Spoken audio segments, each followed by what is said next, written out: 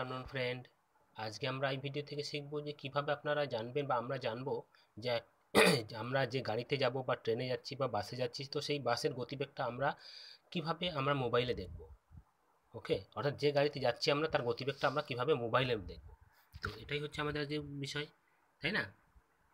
তো চলুন, প্রথমে আপনারা প্লে স্টোরে যাবেন। প্লে স্টোর থেকে জিপিএস লোকেশান স্পিড মিটার, ওকে, জিপিএস স্পিড মিটারটা ডাউনলোড করে নেবেন। সেটা কীভাবে ডাউনলোড করতে হয় সেটা নিশ্চয়ই আপনাদেরকে বোঝাতে হবে না, বা আপনারা জানেন।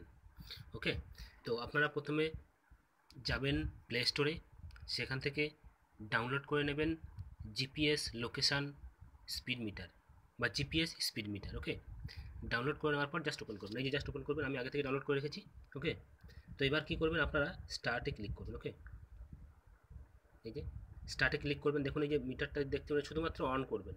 আর অবশ্যই জিপিএস লোকেশানটা অন রাখতে হবে। ওকে, এটা হচ্ছে আমার ট্রেনের ট্রেনের গতিবেগটা আমি কালকে ট্রেনে আসছিলাম, সেই ট্রেনের গতিবেগটা আমি মাপলাম। ওকে, তো সেই দেখুন এই যে স্পিড মিটার, জাস্ট এটা শুধু ডাউনলোড করে জিপিএস লোকেশানটা আপনার অন করে রাখতে হবে, এবং সাথে সাথে তার স্পিডটা উঠে যাবে। দেখতে পাচ্ছেন সব থেকে বেশি কত স্পিড উঠেছিল, দেখতে পাচ্ছেন এখানে অ্যাভারেজ কত এখানে দেখতে পাচ্ছেন। তারপরে দেখুন, ওকে, সমস্ত ডিটেল এখানে পেয়ে যাবেন। সমস্ত ডিটেল আপনি এখানে পেয়ে যাবেন। সমস্ত ডিটেল আপনারা এখানে পেয়ে যাবেন। ওকে, তো এইভাবেই আপনারা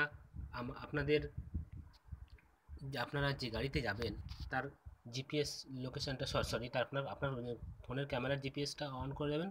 ক্যামেরা নয়, ফোন ক্যামেরাটা অন করে দেবেন। ফোন ক্যামেরা বলতে জিপিএসের ক্যামেরাটা বা জিপিএসটা অন করে দেবেন, আর তারপরেই আপনার অটোমেটিকভাবে এটা হয়ে যাবে। ওকে, তো অবশ্যই ভালো লাগলে সাবস্ক্রাইব করবেন। চলুন।